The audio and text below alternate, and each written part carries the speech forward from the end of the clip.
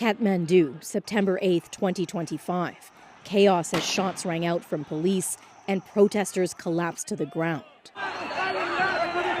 The next day, an explosion of anger that students were targeted with live bullets.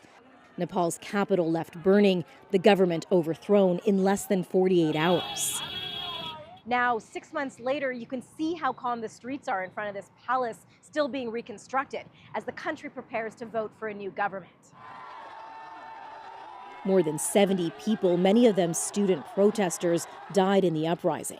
The trigger was a social media ban, but the demonstrations quickly tapped into widespread rage against the country's weak economy and rampant corruption and nepotism among Nepal's political elite. So the main question for many here is, Nepal's Gen Z protesters fought so hard for change, but will they get it? See, the old guard is very much present in this election. It's a battle between a longtime political heavyweight and his young challenger. KP Sharma Oli, prime minister 4 times already, was chased from power last September, and yet he's campaigning again. Appealing to small groups of supporters in his stronghold in eastern Nepal. Our comrade KP gave us roads and development, this longtime supporter says. He's struggled for us. The Gen Z protesters will not build up our country. We have to help KP Oli win, this man says. We only trust him, not the other one. The other one is Balendra Shah, known simply as Balin. A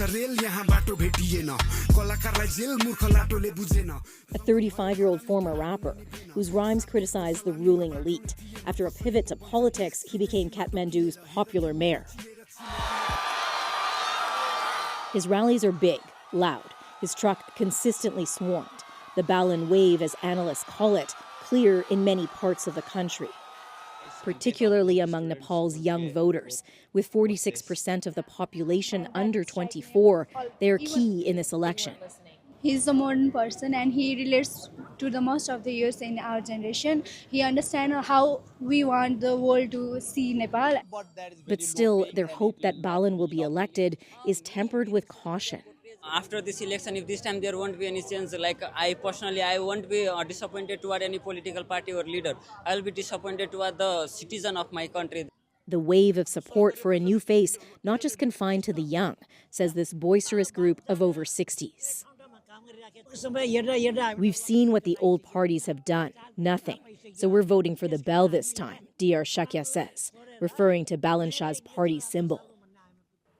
We're heading to a village a few hours east of the Kathmandu Valley because that's what most people are doing, going home to vote. But we actually had to stop because this is one of the first times that we've seen so many campaign flags out, all of the parties represented. Basically, the enthusiasm for this election is much more prevalent here in Nepal's villages. Among those heading home, Madan Karki, back in his village for the first time since he was shot by his own country's police during the uprising. This is the first time you're back in your village since your injury. How do you feel coming back? It's good, huh?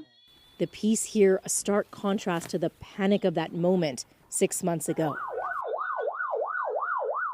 His friends dragging him bleeding to an ambulance, while Madan felt like his heart had stopped pumping, his head spinning, ready to die for change to come to Nepal. His family showers him with love, anxious to hear about his injuries. The hand that still burns with pain and can't hold any weight after his nerves were permanently damaged by a bullet wound. We were protesting for our country, but we were shot like terrorists, he says. The even-tempered 25-year-old can't contain his anger against Nepal's old guard.